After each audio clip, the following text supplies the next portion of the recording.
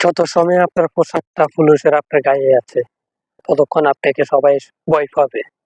ভয় পাওয়ার উদ্দেশ্যে আপনি পুলিশ।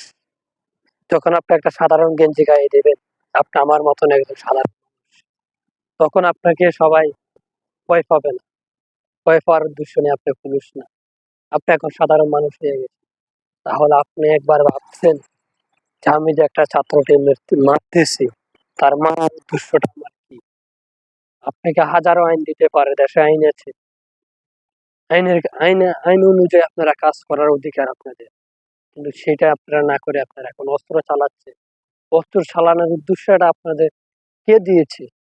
এখন এত বড় আপনাদেরকে আইন কে তুলে দিয়েছে? ওটা আপনার জনগণের কাছে, আপনাদের কাছে আমরা প্রশ্নটা চাচ্ছি। কি কারণে আপনারা গুল্লি করেন? গুল্লি করার উদ্দেশ্যটা কি? একটা আসামিকে ধরতে না পারলে তার হয়তো ফাঁকি গুল্লি করে, সরাসরি গুল্লিটা করে না। তাহলে আপনারা এখন সরাসরি ভাবে আপনারা গুল্লি করে ছাত্রকে হত্যা করতেছে। তাহলে এটা এটা তো মেনে নেওয়া যায় না। এটা তো আপনারা বিশৃঙ্খলা করে দিচ্ছেন। বিশৃঙ্খলাটা করার উদ্দেশ্য আপনাদের আপনাদের কোনো প্রতি, দেশের প্রতি এবং মায়া মহব্বতটা আপনাদের নেই। আপনাদের পোশাকের প্রতি আপনাদের মায়া মহব্বতটা নেই। আপনাদের কোনো এক বিন্দু আপনাদের মায়া কাঁদে নাই যে কাকে মেরেছে, সারা অপরাধটা কি? অপরাধ করতে পারে স্বাভাবিক, আপনাদের উপর হামলা চালাতে পারে। আপনারা সেটার একটা আইন আছে। আইন অনুযায়ী আপনারা কথা বলতে পারবেন। আইন যে নাই এটা কোনো কথা না। আইন দেশে আছে। আইন অনুযায়ী আপনারা ব্যবস্থা নিতে পারেন।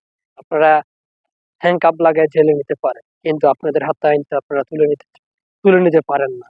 এটা কিভাবে আপনারা করতেছেন? এটা তো হাজার হাজার ভাইদের কাছে আপনাদের এটাই প্রশ্ন। আমরা প্রবাসীদের আপনাদের কাছে প্রশ্ন। আপনারা কি কারণে করতেছেন? কোন উদ্দেশ্যে করতেছেন? কোন স্বার্থে করতেছেন?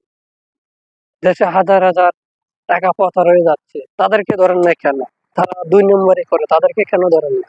যারা মার্ডার করতেছে তাদেরকে আপনারা কিছুই করতে পারেন না। কিন্তু একজন সাধারণ ছাত্রকে আপনারা মেরে ফেলছে। কি কারণে? কি নির্দোষে? তার অপরাধটা কি? কি দোষে তাকে মারলেন? কি অপরাধটা ছিল তার?